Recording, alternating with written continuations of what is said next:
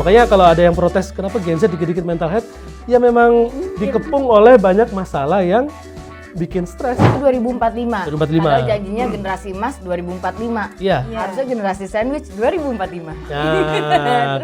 Nah itu salah satu data yang membuat kita khawatir kan. Oh, emas atau cemas nih. Adanya krisis kepercayaan terhadap negara dalam pemenuhan HAM. Oke. Mereka merasa kualitas hidupnya masih begini-gini aja gitu, nggak ada perbaikan yang secara signifikan. Maksudnya itu sering lewat tukang bakso gitu Pak ya? Tiba-tiba tukang bakso HP-nya 4 aja. Nggak cuma tukang bakso sekarang, nasi goreng juga. Siomay juga ya. Beragam. Weh, gue liat-liat main handphone mulu loh, sibuk. Kakaknya sibuk. Bukan masalah sibuk nih Kak. Apa? Biasa transfer buat emak gue, buat pak gue, keluarga gue, cicilan belum lagi. Aduh, pusing banget nih kepala nih. Sandwich. In this economy, siapa yang gak sandwich? Kenapa sih kita harus samanya tuh urusan itu? Nggak suka deh kalau samanya urusan sama itu. jadi miliarder ya. Tapi temen lu banyak yang jadi sandwich. Banyak banget, sumpah. Itu kadang gue belakangan tuh mikir, Sap. Sebenarnya sandwich itu ya, itu normal ya karena emang udah sewajarnya lah ya kita menyisihkan rezeki untuk bantu keluarga gitu. Atau jangan-jangan kita tuh produk kegagalan sistem ekonomi gitu. Gue curigationnya tuh ke arah sana karena banyak banget kan tadi lu bilang temen lu iya, di mana-mana kayak sandwich. Dan gue yakin sih sebenarnya kita juga bertanya-tanya soal hal yang sama sih Kak. Iya, kalau penyakit nih kayak KLB tau gak lo, kejadian luar biasa kayak semuanya mengalami itu, kenapa sih gitu. Ini luar biasanya maksimal ya, klimaks ini. Ember, tapi BTW ya, gue tuh sebenarnya lagi ngundang temen gue buat dateng, dan temen gue kayaknya nih bisa nih seru buat membantu kita menjawab pertanyaan itu.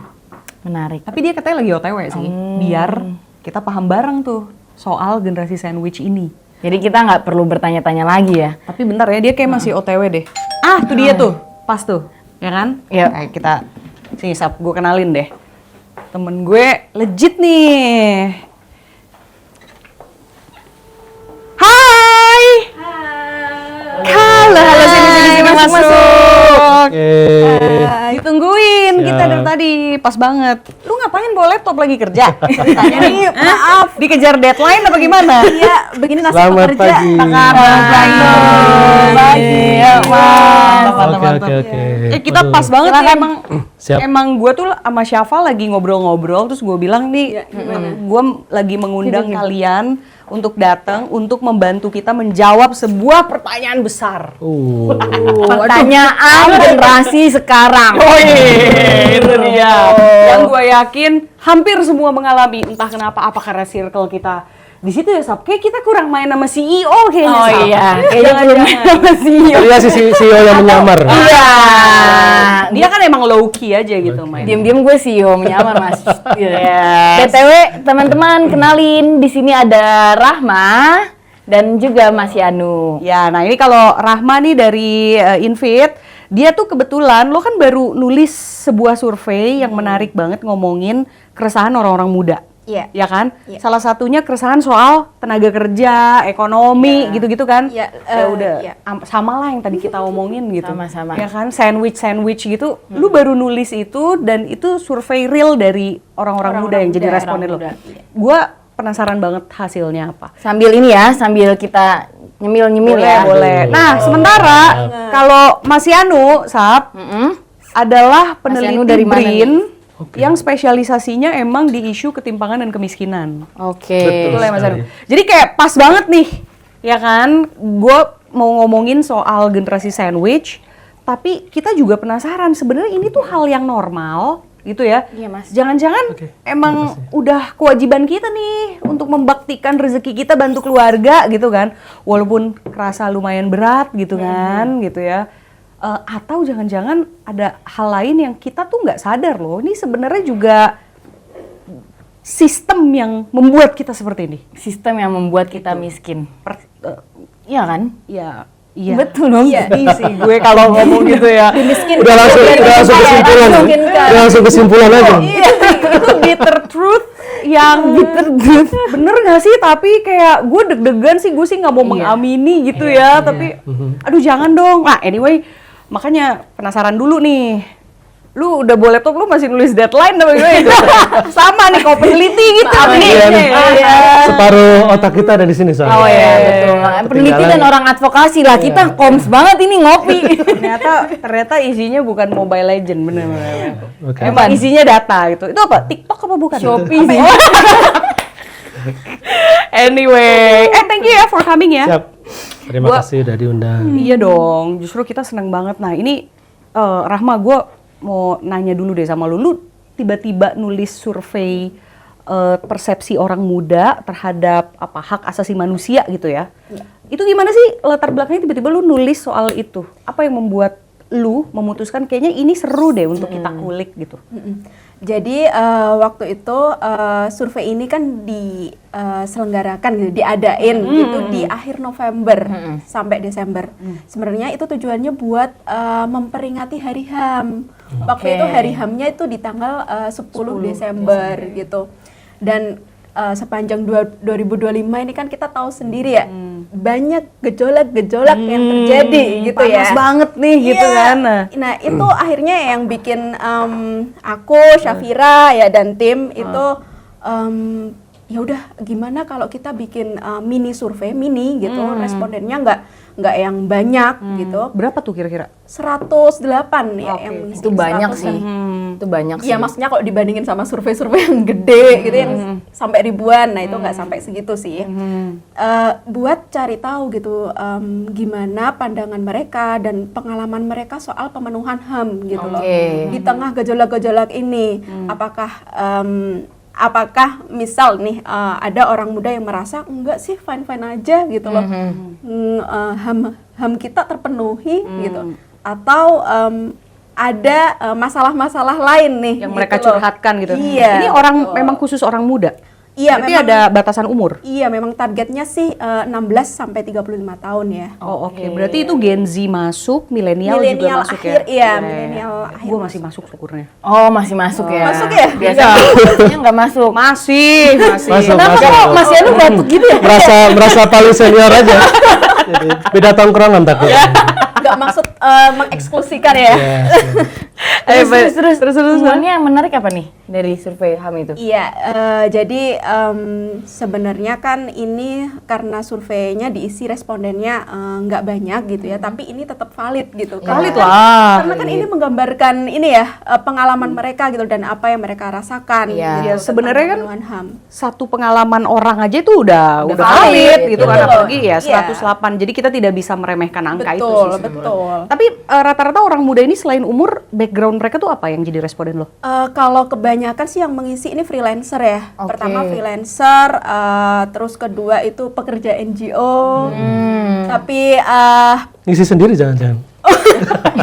saya pegang akun-akun yang berbeda ya. Ada ini Rahma nih, ada nih tulisannya Rahma responden. Nama Rahma menurut data BPS tuh lebih dari 2 miliar loh di Indonesia. Padahal penduduk Indonesia nggak nyampe 2 miliar. Ya. Iya tuh. Lebih perjelas kalau namanya pasaran ini ya. Terus Ya, terus kebanyakan freelance, pekerja NGO. terus pekerja swasta juga banyak. Pekerja swasta, terus ada juga mahasiswa. Mahasiswa, terus juga ASN. Nice, Kalau nice. laki-laki perempuannya komposisi gimana? Mayoritas sih perempuan ya, perempuan 70% gitu. Terus laki-laki sekitar 27%. Oke. Terus ada non-binary juga. Oh, oke. 2%. Oke. Oke. Kenapa perempuan yang lebih banyak ya? Apa mereka yang willing untuk mengisi ya? Mungkin atau ya itu willing atau mungkin memang mereka yang terpanggil gitu, keresahannya Ya, gitu ya. bisa jadi sih.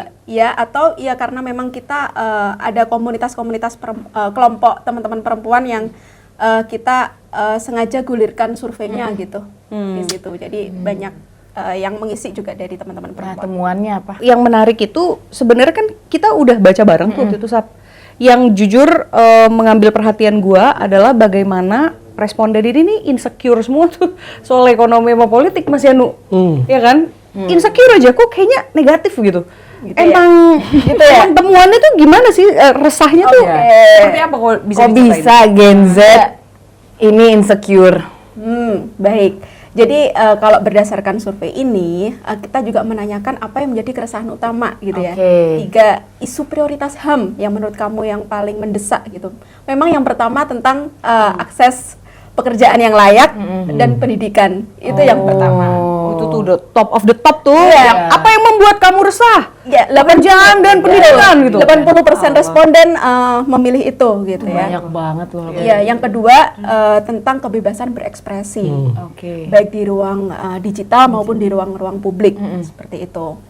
Terus yang ketiga ada keresahan tentang bagaimana jargon dan label-label orang muda itu membebani mereka. Orang muda. Iya. Karena disebut jargon. generasi emas. Itu agen perubahan.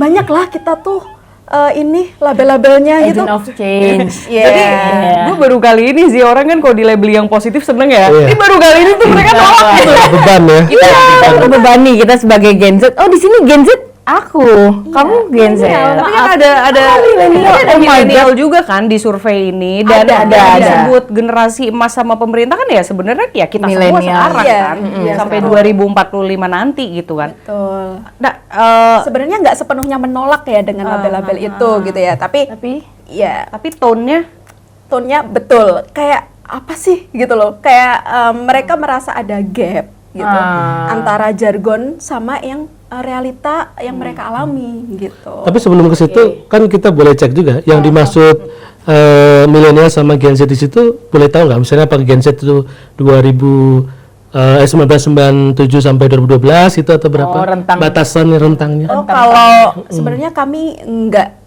secara spesifik ya membagi Gen Usia. Z ini usia dari berapa sampai berapa, tapi kami langsung secara umur aja gitu, secara angka umur aja dari 16 sampai 35. Oke, jadi bukan kelahiran tapi usianya lah ya. Iya. 16 35. Oke, berarti Ya, 3 isu itu ya yang bikin Gen Z tuh insecure. Iya. Orang muda. Oh, ada juga tapi Apa? tentang hak tentang kebebasan beragama dan berkeyakinan itu juga. Oh, itu masuk isu yang Terus ada juga kesetaraan gender. Jadi ada tentang diskriminasi secara gender masih masuk gitu. Ya. kalau boleh tahu itu lu pertanyaan terbuka sampai terungkaplah 4 yang keresahan itu atau memang Pilihan. ada pilihannya? Kami menggunakan skala Likert gitu untuk mengukur tingkat kepuasan gitu, atau setuju atau tidak setuju dengan pernyataan yang kami berikan gitu. Oke. Ya, skor 1 itu yang menunjukkan paling rendah ya. Skor 1 tuh paling rendah, sangat tidak puas. Skor 4 yang menunjukkan kepuasan tinggi. Berarti nggak ada netral dong ya? Nggak ada. Nggak ada, Iya, nggak iya. ada. Berarti ini valid Mas, maksudnya valid tuh artinya nggak ada tuh yang ragu atau netral ya, mereka it's either black and white. Memang kami Setuju sengaja banget. sih. biar kami ini di tengah soalnya. Iya betul. Memang nggak moderate. Biar nggak bingung perhitungannya juga kan. Contohnya, skor yang paling rendah tadi kan lu bilang tenaga kerjaan ya? Soal pekerjaannya. Iya. Itu gimana tuh salah satu temuannya? Apa yang membuat mereka tidak puas gitu? Iya, jadi kalau untuk hak mengakses pekerjaan itu yang bikin mereka tidak puas adalah ya timpangnya gitu, timpangnya lapangan pekerjaan antara wilayah urban dan rural gitu di daerah gitu. Ya mereka merasa di daerah pilihan lapangan kerjanya masih sedikit gitu ya, dan selain akses tentang upah juga gitu, timpangnya upah di kota dan di daerah gitu. Sedangkan kan kebutuhan atau harga pangan atau harga kebutuhan Inflasi. itu kan sama naiknya gitu loh, tapi itu nggak secara proporsional diimbangi dengan Pendapatan. Iya betul, kenaikan pendapatan. Berarti emang ada responden dari daerah juga ya? Ada Yang mengisi ya? ada. Di luar Jawa ada? Di luar Jawa ada, Luar Jawa ada Sumatera, ada Sumatera. Kalau Sumatera biasanya yang mengisi Sumatera Barat dan Riau, terus Kalimantan ada, Sulawesi, Nusa Tenggara ada, Papua juga ada. Itu semua pertanyaan skala Likert atau ada yang terbuka juga? ada satu pertanyaan terbuka. Apa tuh? Iya. Apa tuh? Tentang lebih general aja, apa namanya, kami menyediakan kolom untuk silahkan bercerita gitu aja, cerita Pengalaman kamu. Iya, pengalaman tentang yaitu tentang pemenuhan HAM gitu. Jadi dari situ kita bisa menggali gitu ya. Oh, misalnya ada responden dari Papua yang mengalami pengalaman yang berbeda gitu dari responden yang di Jawa atau yang di Tapi yang paling banyak dari pertanyaan terbuka juga ngebahas soal pekerjaan yang layak dan pendidikan itu. kebanyakan sih yang mengisi cerita soal pendidikan. Boleh nggak cerita? Salah Misalnya apa nih yang menarik salah yang satu diingat? Yang Pendidikannya kalau yang menarik itu irisan pendidikan dengan gender gitu. Oh, banyak cerita. oke. Bukan banyak ya, saya nggak mau bilang banyak juga ya. Ada ya beberapa yang cerita gitu gimana dia sebagai perempuan masih belum bebas dan punya hak ya yang secara penuh untuk mengakses pendidikan tinggi gitu. Oh, karena gender. Iya betul. Ini agak menarik sih karena salah satu responden yang mengisi itu di wilayah Jakarta gitu loh, Jakarta Utara. Wah. Tapi dia masih mendapatkan stigma bahwa ya udah perempuan nggak perlu tinggi-tinggi gitu pendidikannya. Ini menarik sih. Ya, aku baca karena itu di highlight dalam text box kan di riset. Iya betul. Itu padahal itu zaman Kartini nggak sih? Ya dulu istilahnya itu yang dikeluhkan Kartini tahun 1800 dapur, terakhir. sumur, kasur. Kalau istilahnya dulu kan era-era kolonial tuh perempuan hanya boleh di dapur, di sumur, sama di kasur. Iya. Makanya kalau pendidikan itu dianggap bukan haknya perempuan. Dan sampai hari ini mungkin masih ada yang merasa mengalami diskriminasi itu ya. Iya, Tapi emang sayangnya sejarah masih- berputar gitu-gitu aja berarti ya, nggak ada perubahan. Kayak udah 1 abad yang lalu gue pikir tuh udah beres. Udah tuh, beres karena ya, ini ternyata. di Jakarta pula kan. Iya dan ini di Jakarta loh gitu. Oke. Kalau di daerah iya memang aku sendiri juga masih sering dengar gitu. Tapi ini di Jakarta. Oke, Ternyata Tapi masih ada secara juga. pekerjaan oke. Maksudnya kan tadi itu soal pendidikan yang paling banyak. Kalau soal pekerjaannya gimana?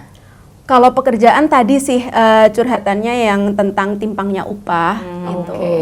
Sama ya apa namanya diskriminasi di tempat kerja ya berdasarkan gender juga masih ada cerita. Nah, kalau misalnya terhadap pemenuhan HAM mereka, ya mereka kan tadi merasa insecure dengan ketidakpastian ekonomi, pekerjaan gitu. Tapi tadi lu juga mention soal kebebasan berpendapat juga Iya, kan. iya, Berarti kebebasan artinya berekspresi. apakah dari responden lu ini juga merasa insecure dengan cara negara atau pemerintah dalam melindungi hak mereka itu? Sayangnya iya, sayangnya iya gitu. Di survei itu kan pertanyaan awal kita adalah gimana kekhawatiran kamu gitu loh terhadap bagaimana pemerintah menyediakan ruang yang aman untuk berpendapat gitu. Ya responden kebanyakan masih khawatirnya sangat tinggi gitu. Jadi mereka merasa nggak aman nih kalau gue ngepost sesuatu yang vulgar di medsos gitu misalnya. Betul. Dan juga begini, ini kebanyakan yang merasa bahwa hak untuk berekspresi dan berpendapat itu sangat buruk gitu ya, pemenuhannya itu kebanyakan dipilih sama teman-teman yang bekerja, bukan yang bekerja tapi yang mengasosiasikan dirinya itu sebagai agen orang muda yang aktif. Aktivis. Iya, yang aktif, yang mengobserv secara kritis gitu isu-isu sosial politik gitu, dan juga mereka yang punya pengalaman di advokasi gitu. Itu kebanyakan responden dari latar belakang seperti itu. Oke, istilahnya karena mereka di garis depan, mereka rasain betul tuh ancaman itu gitu ya. Betul. Karena pekerjaan sehari-hari juga kali ya. Maksudnya itu sering lewat tukang bakso gitu pakai. Tiba-tiba tukang bakso HP-nya empat aja. Nggak cuma tukang bakso sekarang, nasi goreng juga Siomay juga ya. beragam. Ya kalau dari penjelasan dia juga kita ngerti sih kenapa orang muda sekarang terbebani dengan jargon generasi emas, agent of change dan segala macam itu, karena faktanya bener-bener lu berharap kita ada di sebagai generasi emas, tapi faktanya ada di bawah gitu. Iya, gimana ya?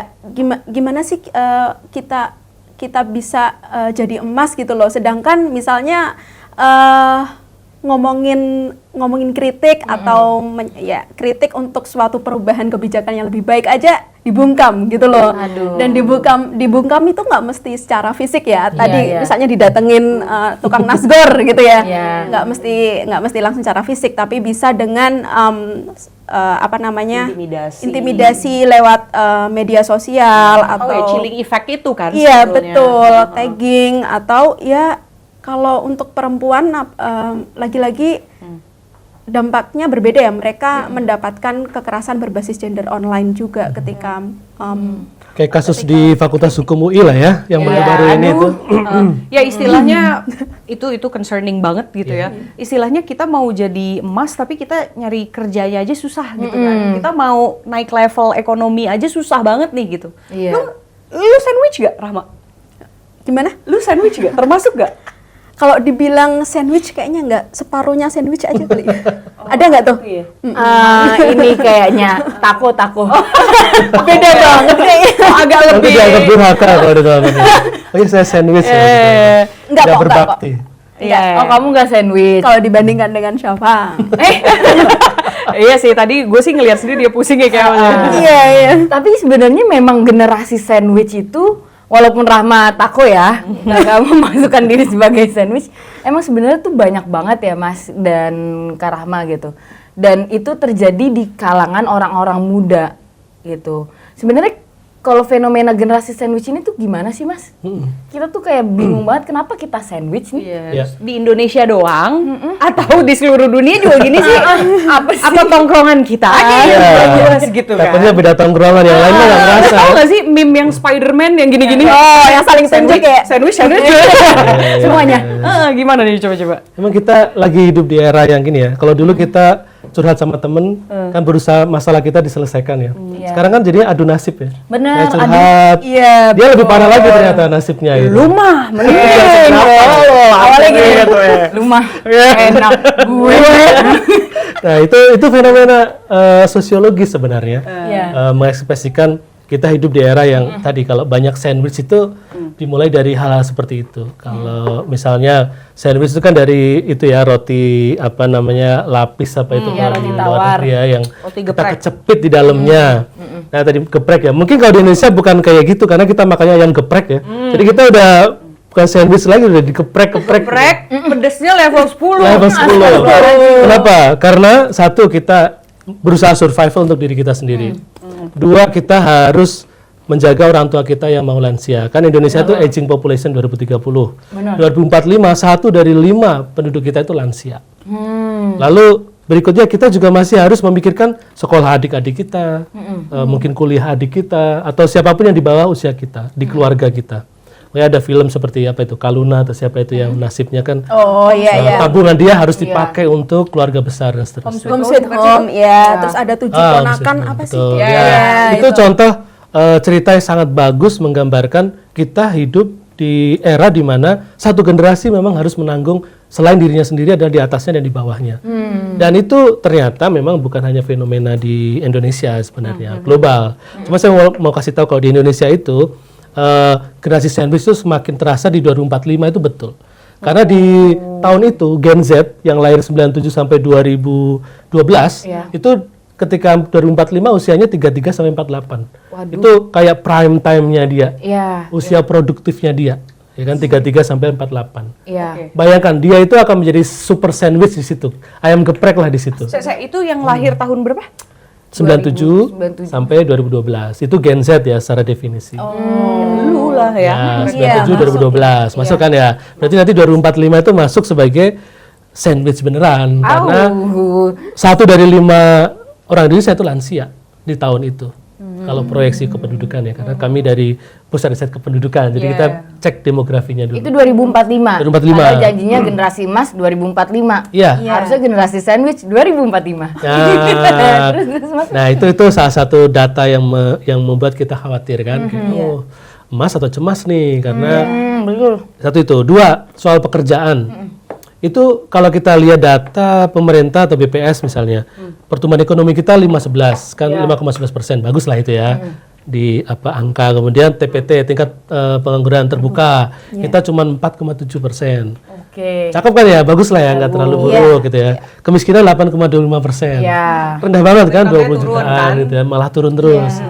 Tapi kenapa di lapangan malah semakin banyak orang yang susah curhat gitu ya, karena malah dibales curhat yang lebih parah gitu. Ceritanya sama nih. Iya. Karena kalau kita zoom in atau zoom out itu digedein lagi, kita lihat secara mikroskopis, sebenarnya angka-angka itu tuh terlihat baik di statistik, tapi di empirik itu tidak ditopang oleh realitas di lapangan. Contohnya gini, misalnya kita lihat data lain nih yang pemerintah juga keluarkan. Iya. 59,4% angkatan kerja kita, atau 60% lah gitu ya, atau 86 juta, itu kerjanya di sektor informal. Oh. Ya, Jadi kalaupun udah dapat pekerjaan, itu bukan pekerjaan sektor formal.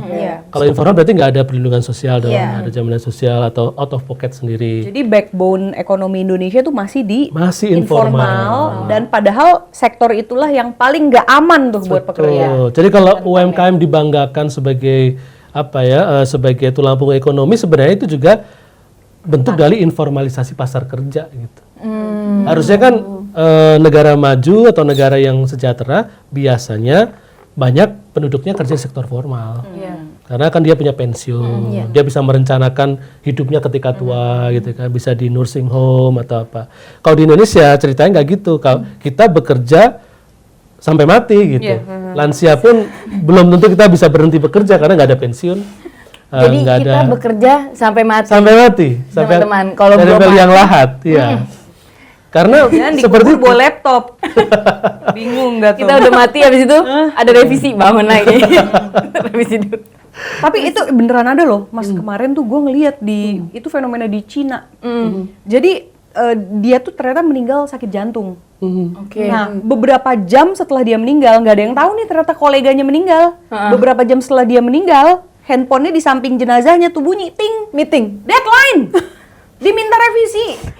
Itu juga fenomena yang sama, Mas. Maksudnya di Betul, Cina overwork kerja ya. sampai mati, overwork itu beneran terjadi maksudnya. jadi balik ke soal sandwich tadi, Iya. artinya sudah mah kita kerjanya informal, kita nggak ada jaminan sampai hari tua, kita juga harus menanggung yang tadi. Makanya kalau disebut agent of change juga memang berat itu. Burden banget tuh berat ya. banget, burdennya besar sekali. Berat. Ditambah susah beli rumah. Aduh. Gimana coba kalau kita kerja sektor informal, nyicil KPR, ditolak sama bank kan, ini apa pekerjaannya nih gitu. Kemudian juga kalau housing nggak punya, pekerjaan nggak secure gitu ya. Gimana mental health-nya? Makanya kalau ada yang protes, kenapa Gen Z dikit-dikit mental health? Ya memang dikepung oleh banyak masalah yang bikin stres. Betul. Mas, Sampai depresi. tapi generasi sandwich ini nih sebenarnya baru sekarang atau itu fenomena lama sebetulnya? Pertanyaan yang sangat bagus itu ya. Karena sekarang kan baru booming nih termnya gitu kan. Ya. Kalau secara terminologi memang itu baru sekarang muncul ya, sandwich generation gitu, karena analogi tadi. Tapi sebenarnya kan kalau dalam siklus kita peradaban manusia itu ya, kan dulu memang kita basicnya komunal semua lah gitu. Jadi selalu harus ada yang menanggung secara komunal gitu. Ada orang bertanggung jawab untuk komunal. Bedanya kalau sekarang nggak sekomunal dulu, mungkin nuclear family, keluarga inti, tapi di antara keluarga itu tetap harus ada yang jadi breadwinner-nya, jadi kepala rumah tangga atau yang menghasilkan upah paling banyak untuk hidup semua. Jadi bukan hal baru banget, tapi memang beda banget. Kalau dulu katakanlah satu suku, satu marga itu punya orang yang tanggung jawab soal logistik, makan, soal berburu kemana dan seterusnya. Itu ada kan pemimpinnya juga. Hari ini itu mengecil di level-level keluarga. Yang kemudian Gen Z itu harus jadi pemimpin nanti 2045 secara ekonomi, mungkin arah kehidupan dia seperti apa dan seterusnya. Nah, Mas, saya juga pernah baca nih di blognya World Bank ya, yang bilang kalau generasi sandwich itu kalau zaman dulu mereka tuh anaknya banyak. Jadi mereka bisa sharing responsibility-nya Karena bareng-bareng. pertanian kan ada kerja di sektor agriculture, jadi nggak apa-apa anak Betul, ini kerjanya. kan nyambung ya Mas tadi bilang sama, komunal. sama. Sementara makin ke sini keluarga yang si nuclear family itu anaknya makin sedikit. Jadi si orang yang harus responsible itu ya akhirnya bebannya jadi di satu atau dua orang gitu karena dia siblingsnya tuh nggak banyak gitu kan. Nah, ini emang sengaruh itu Tapi ya. Berarti tekanan maksudnya- sosialnya kan dulu tekanan sosial itu dari langsung tuh kita tinggal di kampung gitu ya, omongan tetangga gitu. Kalau hari ini tekanan sosial bisa dari media sosial. Jadi tetap standard of life-nya naik gitu ya, standar kehidupannya tinggi, tekanannya juga lebih tinggi karena kita compare terus dengan orang lain. Jadi kita harus mencapai titik ini, harus tumbuh segini. Padahal tadi engine-nya nggak ada gitu, nggak ada pendapatan yang tetap, nggak ada pekerjaan yang secure gitu. Nah ini Mas, berarti kenapa addressing atau overcoming generation sandwich ini nggak kelar-kelar, kayak nggak ada obat ya? Karena kan tadi Mas bilang udah dari lama sebetulnya. Ada dulu peribahasa ya, kalau kita sekolah pintar, sekolah tinggi, dapat kerja gampang gitu ya. Atau kita nabung, nanti jadi kaya, rajin nabung pangkal kaya dan seterusnya. Itu hari ini kayaknya juga sudah tidak 100% bisa berlaku gitu. Kenapa? Indonesia tuh tiap tahun 1 juta sarjana nganggur. 1 juta tahun tuh ya? Tiap tahun. 1/10 penduduk Jakarta. Tadi datanya dari mana? Dari tahun Oh berapa, Mas? itu data dirilis setiap 5 tahun dan kita lihat mereka yang terserap di sektor formal juga tiap 5 tahun itu terjadi penurunan. BPS juga merilis itu. Lalu juga ILO pun juga menunjukkan data itu. Setahun ya, Kalau untuk pendidikan tadi ya, 1 juta sarjana nganggur. Sarjana nganggur. Oke. Dan bayangkan tiap tahun 1 juta, 1 juta, 1 juta, sektornya hanya informal. Kenapa, Ya. Mas? Ya tadi informalisasi pasar kerja itu kan terjadi karena ketika industrialisasi kita nggak berjalan, itu kan kayak sektor-sektor yang berkembang bukan manufaktur, bukan sektor yang padat karya, yang berkembang financial sektor kan, sektor keuangan gitu. Ya akhirnya dia tidak terlalu butuh banyak tenaga kerja. Akhirnya kan supply-nya banyak, ya, jadi cheap labor kan, jadi tenaga kerja murah, bahkan di outsourcing dan seterusnya. Jadi berputar di situ karena akhirnya banyak sekali orang yang butuh pekerjaan dan tidak ada lapangan pekerjaannya, ya akhirnya pekerjaan apapun diambil dengan gaji berapapun sampai overwork, sampai katakanlah live stream sampai pingsan gitu kan sering sekarang ya. Iya lagi. Dan 24 jam live stream. populasi penduduk manusia juga makin besar. bertambah. Jadi otomatis kebutuhan ekonomi makin besar. Betul. Nah, itu yang ada kemacetan sistem dong Mas berarti. Iya, lapangan pekerjaan itu kan sebenarnya bisa diciptakan dengan tadi kayak padat karya. Jadi proyek pembangunan itu kan filosofinya adalah semakin banyak proyek dibangun, semakin banyak orang yang bekerja di proyek itu. Akhirnya semakin banyak orang punya take home pay dan keluarganya bisa makan dan ada food on the table gitu kan. Tapi kalau itu tidak terjadi, artinya pembangunan tidak menetes ke bawah rumah-rumah. Nah, di manakah pembangunan itu atau katakanlah uang-uang yang dikumpulkan oleh pajak atau hasil ekonomi itu dialirkan, itu yang perlu ditelusur. Dan kita semua tahu hari ini banyak sekali kebijakan yang kemudian membuat geleng-geleng kepala kan pastinya. Kayak kenapa ya kita butuh sekolah yang layak tapi justru katakanlah dibangun untuk yang lain. Sebut saja MBG gitu ya. Betul. Terus kalau misalnya Kan masukannya gitu, moratorium dulu, evaluasi dulu gitu kan. atau misalnya seharusnya untuk badan usaha milik desa gitu ya, tapi dibangun untuk yang lain misalnya. Sebut saja koperasi Bangsa Merah Putih gitu Oh, kan. lengkap ya. Ini ironis banget berarti ya Mas ya. Maksudnya kayak data pertumbuhan ekonomi tuh naik dengan semua data-data bagus yang selalu dioptimiskan sama pemerintah dan segala macam itu selalu bagus dan naik. Tapi kenyataannya orang muda susah buat dapat kerja. Bahkan kayak ini tuh terjadi ya dalam lingkungan kita sehari-hari ya kayak yang mana nyari kerja tuh kita nggak apply itu tuh susah banget dapetnya, dipanggilnya, interviewnya dan segala macem. Sampai tuh banyak orang muda, siapa yang relate, kita tuh sampai bikin di Google Sheet itu list pekerjaan Hasil yang udah lamaran-lamaran kita, ya. hasil lamaran kita tuh kemana aja. Dan yang di interview, yang dipanggil dan diterima tuh nggak ada. Gitu. Bahkan gue pernah punya kenalan nih, dia dalam waktu setahun atau 2 tahun gitu, dia ngumpulin list berapa CV yang sudah dia sebar, you know, angkanya tuh sampai 1.200 Ribuan. CV. Iya. Dan itu 0 yang dipanggil. Dan bahkan dia sarjana S1, tapi di antara 1.200 yang dia apply, bahkan salah satunya sampai menjaga warung Madura. Ya, itu namanya Di antaranya. itu namanya overqualified kan. Jadi karena sarjana tadi sudah dianggap terlalu tinggi, sementara pekerjaan hanya bisa memberi upah yang pekerjaan-pekerjaan yang upahnya rendah. Nah itu masuk lagi tuh faktor yang nambah-nambahin. Kenapa generasi sandwich tuh kayak on loop gitu ya Mas ya? Iya.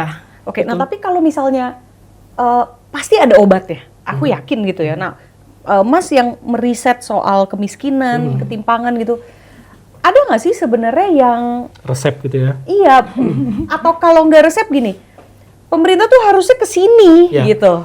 Itu ada minimal 2 yang dari pengalaman riset saya pribadi bisa share di sini. Satu, saya tahun lalu baru pulang 3 bulan di Perancis. Oke. Itu riset tentang social protection untuk pekerja seni dan industri kreatif. Gimana Perancis itu begitu melindungi pekerja seni dan industri kreatifnya. Iya. Kenapa ini menarik nih? Kalau di Perancis itu setiap pekerja seni atau industri kreatif, terutama di performance art, itu kalau bisa memenuhi 507 jam per tahun, itu mereka dapat jaminan pengangguran.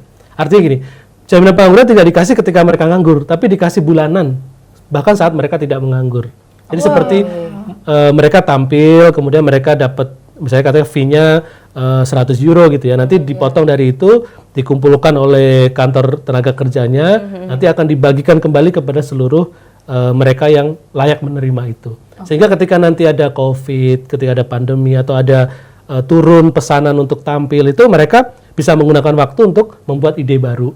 Karena tadi tetap dijamin dalam setiap bulannya mendapatkan transfer langsung dari jaminan sosial namanya intermittent du spectacle. Jadi bagaimana pekerja seni itu dapat jaminan pengangguran. Berarti itu potongan pajak kan sebetulnya? Sebenarnya gaji dia sendiri dipotong. Gaji dia sendiri kan insurance kan, jaminan sosial itu iuran. Tapi kemudian dibuat sistem mekanisme sehingga pekerja seni yang di dunia performance art itu dia dapat perlindungan itu as long as dia 507 jam per tahun bisa dia penuhi untuk bekerja dari employer-nya. 507 7 jam jam per tahun. Ya. Berarti Nggak lama kira-kira itu. kalau sebulan tuh berapa ya? Itu nggak nyampe 3 bulan sebenarnya. Ah, oke. 507 jam kan. Tergantung dia kan kalau arts itu kan nggak ada jam pasti. Iya, kan. nggak ada Dia jam. bisa aja sebulan ini berapa puluh jam nantinya. Jadi tergantung dia manage-nya seperti apa. Oh, kalau di bawah itu dia nggak dapat, Nah, nggak dapat, nanti dievaluasi. nggak Bisa- dipotong maksudnya? nggak dapat, itu minimum. Oh, Jadi harus produktif 507 jam. tapi tetap dipotong Apanya? itunya apa penghasilannya? Kan 500 jam minimal. Kalau dia nggak memenuhi ya dia bisa nggak dapat. Ya nggak dapat, tapi penghasilannya dipotong apa enggak? Nggak dipotong kan kalau Oh, tetap dipotong kan? tetap Kalau dipotong. kita masuk sistem itu ya mau nggak mau dipotong. Tetap dipotong, tapi tidak. Tapi karena kamu nggak memenuhi ya kamu nggak dapat hak bulanan transfer bulanannya. Potongannya berapa mas? Ada setiap pekerjaan beda-beda. Kan ada teknisi, ada artis, ada jadi di sana itu teknisi gajinya lebih besar. Kayak teman-teman kru gini ya, itu lebih besar daripada artisnya. Karena teknisi biasanya lebih banyak yang ditangani. Kalau artis mungkin hanya 1-2 program atau 1-2 penampilan. Oke. Itu contoh satu bahwa kita bisa menyusun jaminan pengangguran untuk pekerja seni, yang jumlahnya atau pekerja industri kreatif yang sangat besar dan informal semua. Tuh lu pindah deh ke Perancis mendingan. Ya, dan kita punya 3 kementerian loh ngurus itu. Satu ada Kementerian Kebudayaan, itu pasti ngurus pekerja seni. 2 ada Ekraf, ekonomi kreatif, pasti ngurus soal industri kreatif, media dan lain-lain. Lalu ada pariwisata, yang banyak juga ini pariwisata yang ngurusin soal pekerja di industri kreatif kan, karena harus menarik turis dan seterusnya. Harusnya kita melebihi Perancis lah gitu untuk ngurusin pekerja seni dan industri kreatifnya. Satu contoh Perancis. Contoh kedua di Jepang. Siang ini saya ada meeting dengan kolega di Jepang membahas bagaimana perlindungan sosial pekerja kreatif di Jepang. Gimana tuh mas? Jepang juga sama. Ternyata 90% pekerja seni kreatif anak-anak muda kan ini kalau kita bilang itu juga tidak terlindungi. Makanya 2021 mereka mengeluarkan undang-undang freelancer. Itu gig ekonomi kan? Iya, masuk sih. Jadi mereka sudah berpikir, udah tahu dunia bergerak ke gig ekonomi, bergerak ke informalisasi pekerjaan, dan anak-anak muda itu tadi, sandwich tadi, itu makanya perlu dibuat skema perlindungan sosial. Makanya mereka meluncurkan undang-undang freelancer. Jadi freelance itu dibuat aturan. Kita baru dengar kasus kemarin kan yang videografer mau rupiah ide. Nah, itu jangan sampai terjadi kalau ada undang-undang. Kan mereka punya hak yang lebih jelas. Iya. Tapi ini menarik banget ya. Apalagi kita sektor informalnya 60% kan tadi. Ya, sangat besar. Dan itu diisi anak muda. Mas, berarti kalau yang di Prancis itu kan pakai mekanisme potongan pajak gitu ya. Nah, ini berarti apakah Mas Yanu menyampaikan bahwa sebenarnya salah satu untuk overcome generation sandwich yaitu tadi bagaimana untuk distribusi pajak atau mekanisme pemotongan pajak dan distribusi yang benar untuk kemudian bisa disalurkan kepada teman-teman. Mungkin lebih tepatnya kayak gini. Jadi kan sekarang informalisasi pasar kerja. Nah, kita balikin ke formalisasi pasar kerja. Jadi yang teman-teman kerjanya dianggap informal tadi, industri kreatif yang informal kan, itu kita formalisasi. Contohnya gimana ya tadi? Setiap misalnya pekerjaan harus ada kontrak. Itu kan syarat formal itu kontrak. Lalu terstate berapa upahnya, berapa jam kerjanya. Lalu apa yang diperoleh oleh si pekerja. Problemnya di negara berkembang seperti kita atau banyak penduduk seperti kita adalah pekerjaan seni dan kreatif itu dianggap tadi dedikasi, dianggap hobi atau dianggap skill yang tidak perlu dianggap profesional. Sehingga tidak dianggap formal. Makanya ya kalau lu nggak mau, gua cari yang lain lah gitu. Ada yang mau nih. Kalau nggak mau ngedit video ini, cari editor yang lain yang mungkin lebih murah atau lebih mau. Nah itu kan membuat pasar kerjanya jadi cair. Karena akhirnya mereka mau mengerjakan apapun lah ordernya gua kerjain gitu. Padahal kalau diformalisasi harusnya nggak gitu. Semua punya standar. Jadi kalau nge-hire videographer minimal segini untuk sekian jam, nge-hire misalnya fotografer wedding misalnya gitu ya segini. Jadi semua ada standarnya. Itu kalau kita bisa memasukkan itu, transformasinya luar biasa. Bisa terbayang kan? Oh ternyata kalau fotografer tuh nggak sepunyanya yang ngundang gitu ya. Ternyata ada nih minimum standarnya. Maksimum nggak usah dibatasi.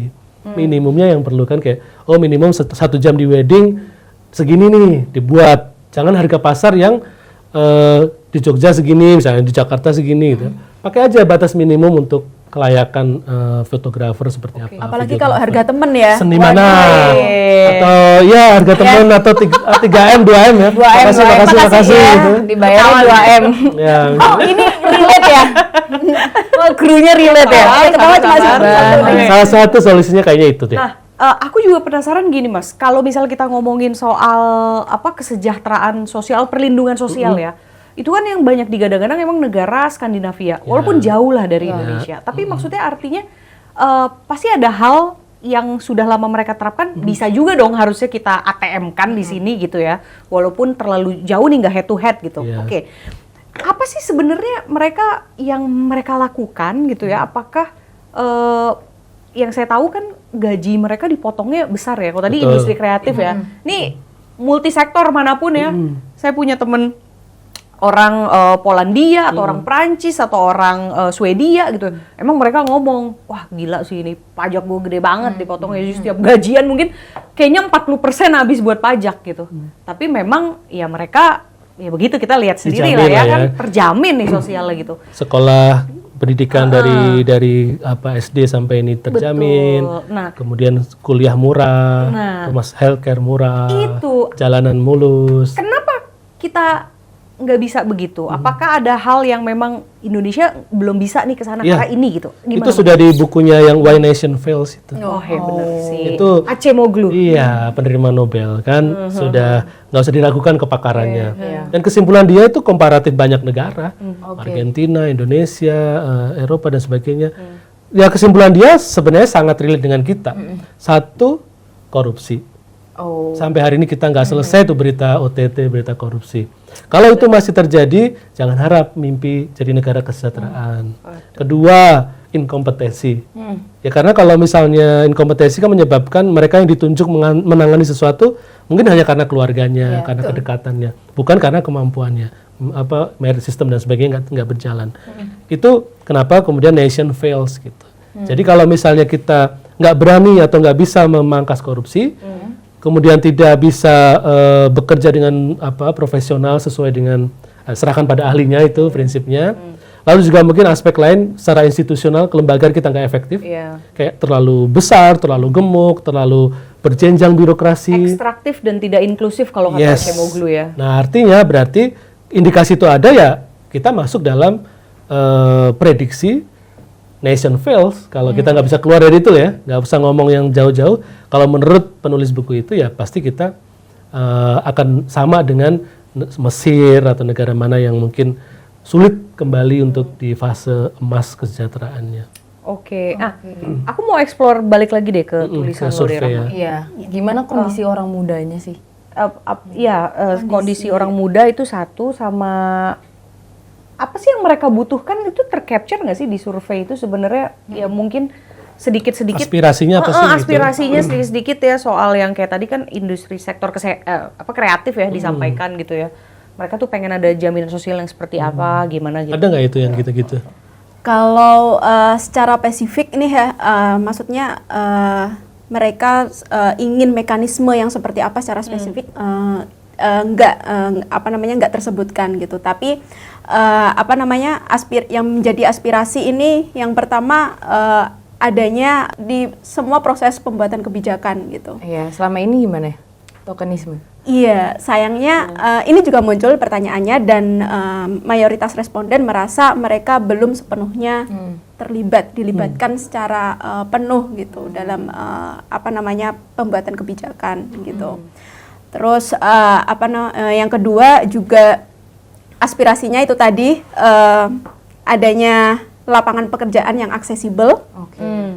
Nggak cuma aksesibel ya, tapi kerja yang layak gitu. Jadi ada upah yang layak, iya, lalu juga Perlindungan sosial. betul, perlindungan sosial, jam kerja yang Pasti, jam kerja dan beban kerja yang tidak berlebih itu. Terus tadi juga di-highlight tentang praktik-praktik korupsi yang terus bikin negara ya begini-begini aja gitu ya. Itu juga disampaikan gitu loh. Mereka orang muda 75% responden itu menyebutkan bahwa penyebab kesenjangan pemenuhan HAM itu utamanya karena mereka merasa karena ya kurangnya transparansi dan akuntabilitas dari penyelenggara negara gitu. Mereka gerah banget nih ceritanya kan. Terus udah gitu mereka banyak yang freelancer kan tadi lo bilang. Iya, Nah, itu berarti mereka juga banyak tuh harusnya ya kayaknya tercapture juga kondisi seperti apa yang mereka alami gitu sebagai freelancer ini, dengan Yang mana kan Invit juga sempat ngebahas soal gig ekonomi yang pernah kamu dalamin juga. Itu gimana? Iya ya. Jadi kalau dilihat dari profil responden yang bekerja sebagai pekerja lepas gitu, mereka merasa bahwa ini adanya krisis kepercayaan terhadap negara dalam pemenuhan HAM. Gitu. Jadi mereka merasa kualitas hidupnya masih begini-gini aja gitu, nggak ada perbaikan yang secara signifikan gitu. Tapi ini nggak terkungkung hanya dari responden yang bekerja sebagai pekerja lepas ya, tapi sebagian besar responden itu merasa bahwa juga akses kesehatan itu juga masih belum merata gitu. BPJS gitu. Iya betul. Ini juga, tapi ini menariknya bahwa ada angka yang cukup, bukan tinggi sih, angka yang berimbang juga gitu, yang menyebutkan bahwa akses kesehatan itu sudah dirasa baik gitu loh, aksesibel gitu. Tapi kita juga perlu hati-hati gitu. Kita juga perlu melihat bahwa responden ini berasal dari wilayah yang berbeda gitu. Maksudnya representasinya nggak hanya di Pulau Jawa aja. Iya, nggak urban sentris. Betul. Kalau yang dari luar Jawa sih masih menilai bahwa kesehatan masih oke. Masih jelek. Ya ini kan sebenarnya menggambarkan ketimpangan itu kan, betul. Mas Yanu ya. Ya bahwa yang di daerah itu merasa kita masih jauh nih dari standar yang layak kan gitu. Nah, jadi Mas sebenarnya kalau bisa kita tanya secara gamblang ya, generasi sandwich ini memang bukan ini kita ya, bukan ya hal normal gitu, kita sebagai anak gitu ya harus bantu keluarga gitu. Tapi emang bisa dikatakan ini sistem yang gagal. Permasalahan struktural. Ya, permasalahan struktural. Jadi kalau dalam sistem thinking itu ada namanya cascading sama systemic. Oke. Cascading itu berjenjang. Systemic itu ya seperti cancer gitu. Nah, saya membayangkannya seperti itu untuk mudah analoginya. Jadi kalau misalnya ada yang error dalam policy, Itu impact-nya berjenjang. Dari katakanlah vertikal pusat sampai ke daerah, dari pemimpin sampai rumah tangganya. Dan dia cascading dan sistemik, artinya dari Jakarta sampai Papua. Ketika tadi ditanya gini, kayaknya sandwich apakah karena masalah sistem? Ya bisa jadi. Salah satu faktornya karena tidak berhasil kita membuat satu sistem yang secara cascading dan sistemiknya itu bagus buat semua gitu. Jadi hanya bagus untuk sebagian kecil atau mungkin sebagian saja dari seluruh populasi. Contoh begini, universal healthcare kita itu the best. 98% lebih sudah tercoverage oleh BPJS Kesehatan secara coverage. Itu udah keren banget, patut kita banggakan. Efeknya apa? Cascading and systemic. Siapapun asal dia punya KTP dan bayar iuran dan sebagainya dapat akses kesehatan kan? Sekalipun mungkin masalah layanan dan sebagainya itu hal-hal berikutnya. Tapi cascadingnya semua dapat berjenjang, siapapun dapat. Terus sistemik artinya dari Jakarta sampai Papua dapat tuh kartu Indonesia Sehat gitu kan, semuanya bisa akses. Karena polisinya benar tuh, ada universal health coverage. Lalu bagaimana BPJS Ketenagakerjaan? Enggak universal. Kenapa tidak universal labor insurance-nya misalnya gitu atau apapun lah yang terkait tenaga kerjaan. Kan belum kan? Masih jauh masih banyak yang tidak tercover BPJS Ketenagakerjaan. Dampaknya apa? Ya ini dampaknya. Sandwich tidak terproteksi, informal tidak terproteksi. Bayangkan kalau tenaga kerjaan kita juga bisa kayak UHC. Pastikan cascading sistemiknya juga akan luar biasa. Artinya kerjaan apapun, dia kecelakaan, dia bisa dapat coverage yang memadai. Atau dia misalnya jaminan hari tua, dapat memadai. Jaminan pensiun, semuanya punya yang layak. Gitu. Karena kita belum sampai di universal untuk coverage-nya di ketenaga kerjaan, employment, ya kita masih terengah-engah tuh. Makanya kalau salah satu cara sistemiknya atau cara strukturalnya adalah bikin policy sistem jaminan sosial nasional yang bisa jadi bantalan untuk semua. Tanpa melihat suku, gender, lokasi dia di mana, semua bisa akses. Dan best practice-nya kita punya, universal health coverage. Kenapa begitu sulit untuk bisa mencapai itu, Mas? Ya jangan tanya saya. Kan Mas peneliti, jadi saya pengen aja ngulik dari peneliti. Iya Mas, sebagai generasi sandwich ya, jujur aku pesimis sekali seperti yang di hasil temuan survei HAM juga ya. Anak orang muda ini banyak yang pesimis terhadap negara dan aku salah satunya. Karena gimana kita BPJS ini bisa sampai kayak UHC itu masih jauh banget. Secara dari sistem BPJS Ketenagakerjaan kita ambil contoh ya. Kita nih pekerja-pekerja ini emang dapat ketenagakerjaan, tapi pencairannya tuh susah banget Mas. Dan kemarin tuh sempat viral ya di TikTok. Itu ada orang muda yang dia tuh pengen nyairin BPJS Ketenagakerjaan dan itu ribet banget. Susah banget, yang harus administrasinya ribet. Terus juga aplikasinya secara online kan pengen di-online kan dan segala macam, itu juga udah ribet, sering ngedown dan segala macam. Itu dari BPJS Ketenagakerjaan. BPJS Kesehatan, kita kalau misalnya mau ngobat nih ya, mau berobat, kok ngobat sih? Bukan nyawit, yang penting jangan nyawit. Iya, jangan nyawit deh. Ngobat aja deh. Kita mau berobat nih, kita harus ngantri dari jam 6 pagi, Mas. Siapa yang relate saya? Itu yang kita bikin kontennya juga loh. Iya, benar-benar live diikutin. Dari jam 6 pagi. Tapi saya bikin simulasi untuk di podcast sebelah. Waktu 10 juta PBI dikeluarkan, setelah kita exercise sebenarnya kita mampu membayar universal untuk JKK dan JKM. Cukup kok. Kita mampu. Mampu kita. Tapi ya itu kan political will aja, tidak diambil aja kebijakan seperti itu. Padahal bisa tuh universal untuk employment-nya, yaitu untuk minimal JKK JKM yang 18.000 sekian atau katakanlah 20.000 itu kita mampu. Tapi kalau memang tambahan coverage kayak jaminan pensiun, itu kan memang fair-nya adalah sesuai dengan pekerjaan masing-masing kan ya memang. Kalau kecelakaan kerja dan kematian itu negara bisa cover loh sebenarnya dan mampu. Nanti coba deh dihitung. Atau mungkin jangan-jangan dari anggaran MBG yang 300 triliun lebih itu bisa juga tuh Mas? Ya dari mana aja bisa diambil. Dari dana manapun itu kan hanya political will. Dulu kita nggak tahu ada program sebesar MBK, sebesar Kopdes Merah Putih, tapi ternyata bisa kan. Nah nanti kalau misalnya teman-teman di sini jadi presiden kan, tinggal oke, saya maunya universal untuk apa employment-nya, ya tinggal dialihkan saja. Jadi bukan hal yang sulit, itu hanya soal bagaimana kebijakan itu berpihak kepada siapa saja. Nah itu tadi sebenarnya aku mau melanjutkan pertanyaanku yang dirimu bilang jangan tanya saya. Saya. Tapi saya yakin Mas Yanu punya insight. Pertanyaannya adalah gini, kenapa sulit untuk bisa mencapai yang tadi UHC untuk di ketenaga kerjaan misalnya? Apakah misalnya ya sistem politik kita berkontribusi? Atau kemudian yang dikeluhkan oleh masyarakat seperti terma oligarki misalnya, itu juga menggerogoti proses itu sehingga tidak pernah tercapai gitu. Nah apakah pola-pola itu juga terbaca dari penelitian sekian banyak soal kemiskinan yang Mas Yanu lakukan?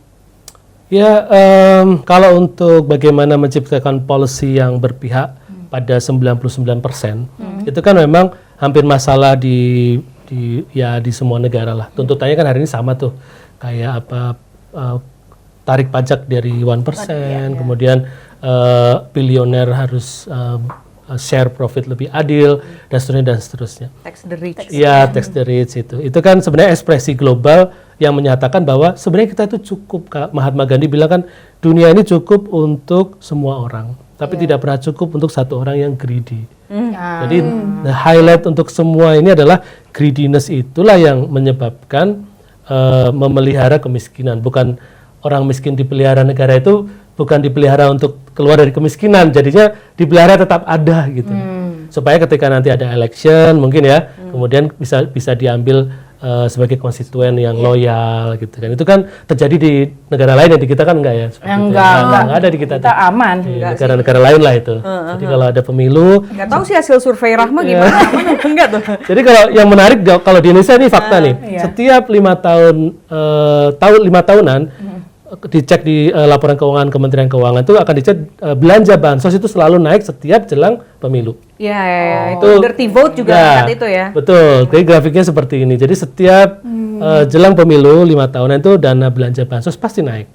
Nah itu kan salah satu juga indikasi bagaimana ternyata kemiskinan, karena bansos diberikan orang miskin, itu bermanfaat secara tadi politik dan seterusnya. Dan itu kita nggak tutup mata, datanya memang seperti itu. Iya. Ngomongin ini Dan dong, gender ini tadi sebenarnya ada inline garis tipis banget yang selalu disebutin sama Mas Yanu dan Kak Rahma juga, itu adalah soal diskriminasi gender, termasuk juga yang soal BPJS ya.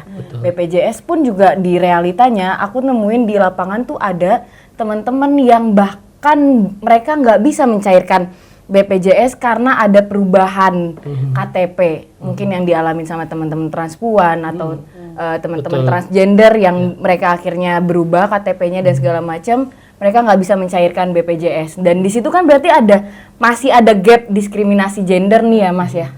Kalau kita ngomongin soal ketimpangan, pekerjaan yang layak, ekonomi. Nah, sebenarnya kalau dari hasil temuan survei HAM sendiri dulu terkait diskriminasi gender ini adanya tuh ada di mana aja sih permasalahannya? Oh ya. Kalau diskriminasi gender yang dalam survei ini khususnya perempuan yang lebih banyak ya, itu temuannya ada di sektor pendidikan. Pendidikan tadi yang stigma yang di Jakarta Utara ya. Iya itu tadi. Terus kalau ini sih penyediaan ruang publik yang aman. Jadi dia lebih membahas tentang gimana infrastruktur yang mendukung untuk keamanan perempuan gitu. Saat berpergian, saat di transportasi umum, itu ya seharusnya hak keamanan itu juga dipenuhi dong oleh negara gitu.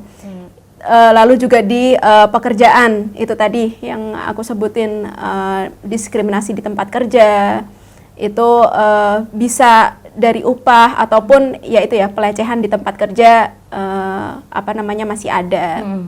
Itu kalau yang non binary, karena responden yang dari non binary ini di Jakarta mungkin dia lebih dekat dengan sumber-sumber gitu. Jadi dia mungkin tidak secara khusus menggambarkan itu di pertanyaan terbuka gitu ya, tapi tetap menyoroti tentang diskriminasi gender sebagai isu keresahan utama gitu. Oke. Dan sebenarnya Kak juga kita tuh sempat ngebahas ya di internal Invit waktu itu kayak ngobrol santai gitu ya Kak.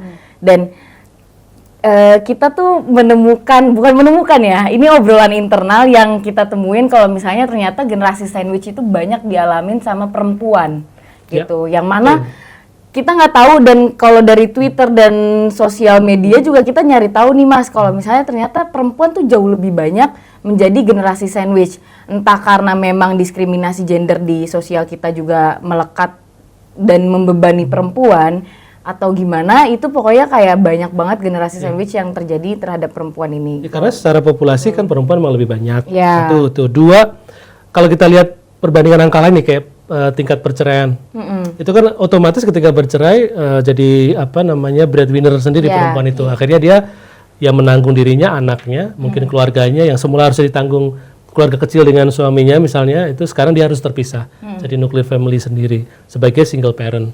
Ketika angka perceraian kita demikian naik di semua daerah, itu juga indikasi yang menarik dari dua point of view. Satu adalah ternyata perempuan udah punya keberanian untuk menentukan nasibnya sendiri dengan memutuskan bercerai. Itu POV yang positif. POV yang agak negatif adalah, wah berarti beban ekonomi dia tanggung sendiri, beban sosial dia tanggung sendiri, semua beban harus nambah di dia lagi, gitu kan. Nah itu POV yang lain gitu. Tapi di sisi lain memang keberanian untuk keluar dari toxic relationship atau dari bad marriage itu adalah positif juga. Artinya perempuan udah berani nih untuk ngambil decision. Meskipun ketika di economic side-nya itu jadi berat gitu, karena dia harus menanggung dirinya. Itu adalah salah satu juga data yang bisa kita lihat untuk melihat diskriminasi itu nggak melulu juga hanya kalau di tempat kerja atau di ruang-ruang publik, tapi bahkan di ruang keluarga yang seharusnya paling aman, itu menjadi tidak aman. Kekerasan pada anak itu indikasi lain betapa rumah itu nggak lagi safe, even buat perempuan dan anak. Padahal kemana lagi kalau di rumah aja nggak aman. Jangan mention di pesantren atau mention di sekolah asrama, boarding school, di mana-mana, di rumah aja. Itu menjadi PR besar kita untuk menjadi memberikan keamanan. Dan ini mungkin semacam ini ya, benang merah bahwa kita itu hidup diawasi 3 pilar gitu, dilindungi 3 pilar kan, negara, pasar, dan modal sosial kita atau community. Nah ketika semuanya failed, ya udah akhirnya kan yang bisa menyelamatkan kita bantu sesama aja. Dan negara nggak bisa lagi protect kita, pasar apalagi pasti lari duluan ketika ekonomi. Akhirnya kan support system dari lingkungan itulah yang menjadi pilar terakhir, safety terakhir untuk setiap orang. Iya, tadi kan kita juga ngebahas ya Mas ya, soal diskriminasi gender itu emang terjadi di mana aja dan lapisannya dan sangat berlapis gitu. Dan kalau nggak salah tadi sempat ada obrolan dari Mas Yanu ya soal data-data data-data temuan bagaimana perempuan itu memang jadi generasi sandwich, dan banyak perempuan yang kerja di sektor informal juga, yang mana mereka semakin tergetrek nih Mas. Nah itu gimana Mas? Ya itu hasil riset kami tahun lalu soal judol, pinjol, dan micet di Banten dan Jawa Barat. Kesimpulannya adalah memang mereka, teman-teman kita, saudara-saudara kita yang bekerja di underground economy, itu kan judol, pinjol jadi admin, kemudian di micet sebagai prostitusi online, itu mereka setelah kita interview dan sebagainya ternyata juga dalam kehidupannya adalah tulang punggung keluarga. Jadi mereka terpaksa melakukan itu dan mereka dibuat situasi di mana mereka harus melakukan pekerjaan itu yang dia juga mungkin tidak terlalu bangga dengan pekerjaan itu, dan uangnya itu untuk sekolah adik-adiknya, untuk mengirim ke orang tuanya di Pandeglang sana, di Serang dan seterusnya. Dan itu adalah bukan 1-2 orang fenomena seperti itu. Itu mereka alami di banyak komunitas mereka juga. Jadi kita perlu melihat sandwich itu tidak hanya yang di permukaan gitu ya, yang hanya di kelihatan, tapi bahkan underground ekonomi kita itu berisi orang-orang yang berada di mode survival. Yang gimana lagi, ya udah saya harus kerja itu supaya bisa hidup semuanya. Dan lagi-lagi buat perempuan dampaknya lebih berlapis-lapis lagi. Pastinya lebih berlapis, rentan terhadap HIV dengan profesi itu kan, kemudian bagaimana dengan pengobatannya ketika dia terkena itu, eksklusi sosial, stigma dari masyarakat. Keluarganya mau nerima tuh kalau dapat kiriman uang, tapi begitu ada masalah, keluarganya kan mungkin angkat tangan. Nggak mengakui. Iya, bahkan banyak keluarganya juga nggak tahu kalau Banyak dia juga yang adalah tidak tahu pekerja dari seks mana gitu. pekerjaannya. Iya, benar. Dan beban ganda perempuan itu memang berlapis. Real. Terus ditambah sandwich pula. Betul. Ya udah, good luck perempuan Indonesia. Ya. Ini selalu udah berapa kali episode ya, Sap ya. Intinya adalah solidaritas tuh ujung terujung yang kita butuhkan bersama sebenarnya. Betul. Terakhir sebelum menutup nih kayak udah sejam lebih nih. Dari tulisan survei yang sudah lo lakukan, ada rekomendasi apa yang bisa teman-teman dengar? Iya, kalau dari survei gitu, kami tim survei di Invit itu setidaknya ada 5 rekomendasi gitu yang kita temukan. Pertama tadi mendorong adanya mandatory youth consultation. Jadi ini lebih ditujukan kepada bisa DPR, DPRD, bisa Kementerian Kepemudaan gitu ya, tentang sesi konsultasi dengan orang muda itu jangan hanya sekedar ya tick the box aja gitu aja, cuma dari daftar hadir aja gitu ada orang muda, tapi ya benar-benar Suaranya didengar. Iya, didengerin. Ini termasuk juga saat musrembang ya gitu. Musrembang itu juga orang muda oke lah, sudah ada langkah baik, kadang-kadang diundang gitu orang muda yang di desa diundang untuk musrembang, tapi ya udah ya udah disuruh dengerin aja gitu kan. Perempuan juga cuma buat menuhin Formalitas. kuota. Iya, Menuhin perempuan kuota. dan juga teman-teman disabilitas itu juga sempat cerita gitu loh, di 2021 itu sempat diajak, tapi sampai ke sini udah nggak pernah lagi gitu. Musrembang. Nah, Jadi itu jangan gitu lagi ya, gitu kan? Tolong ya. iya, betul. Tolong ya ada sesi Yang youth bermakna. consultation. Partisipasinya yang bermakna. gitu. Iya.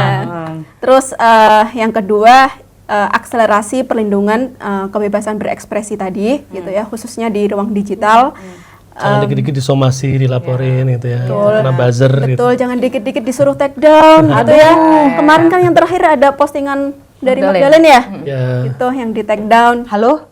Oh iya. Oh iya. Ayo, kayaknya cabut. Wah, mak gue. Mak gue. Kirain kan jagain di depan. Iya, kirain. Ntar orang bersuara dibilang inflasi pengamat gitu. Suka gitu tuh emang. Jangan gitu lagi ya. Iya, nggak boleh ya.